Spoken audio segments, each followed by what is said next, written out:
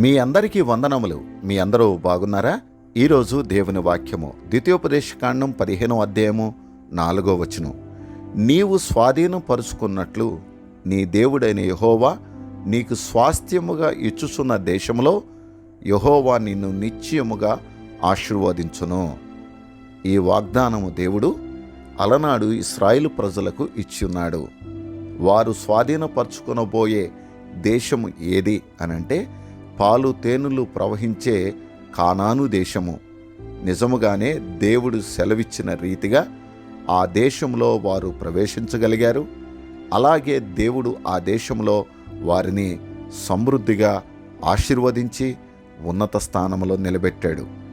ఈ వాగ్దానం వారి జీవితంలో నెరవేరినట్లుగానే నేటి దినాన్న మన జీవితంలో దేవుడు చేసే ప్రతి వాగ్దానం నెరవేర్చడానికి ఆయన సమర్థుడు.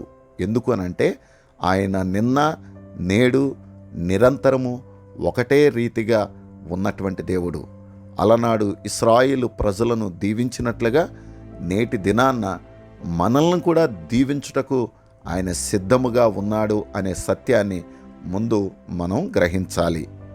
ఏంటి అనంటే దేవుడు నీ జీవితంలో ఏదైతే ఆశీర్వాదం ఇస్తాను అని వాగ్దానం చేశాడో ప్రతిదీ కూడా నెరవేరుస్తాడు. అంతేకాదు ఆయన ఆ వాగ్దానం నెరవేరునట్లుగా మనల్ని ఆశీర్వదిస్తాడు.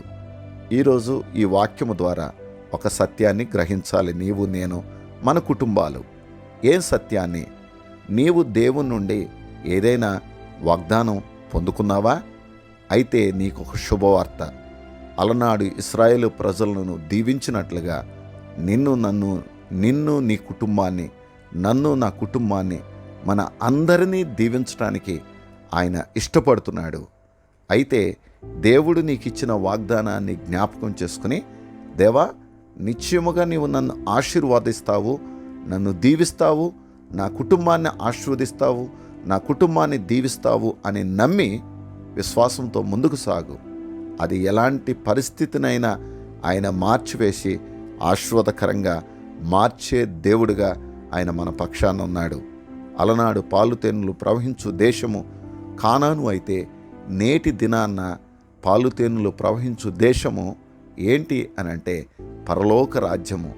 ఆ పరలోక రాజ్యానికి వారసులుగా అవ్వటానికి దేవుడు మన నుండి ఆశిస్తున్నది ఏంటి అనంటే దేవుని యందు మనం సంపూర్ణమైన విశ్వాసము కలిగి ఉండాలని ఆయన కోరుతున్నాడు. అలాంటి విశ్వాసము కలిగి ఉండి పరలోక రాజ్యమును, ఇహలోక సంబంధమైన లోకరాజ్యములో ఉన్నత స్థితిని మనము, మన కుటుంబాలు పొందుకుందుముగాక. అటువంటి కృపతో దేవుడు మనలను, మన కుటుంబాలను దీవించునుగాక. ఆమేన్.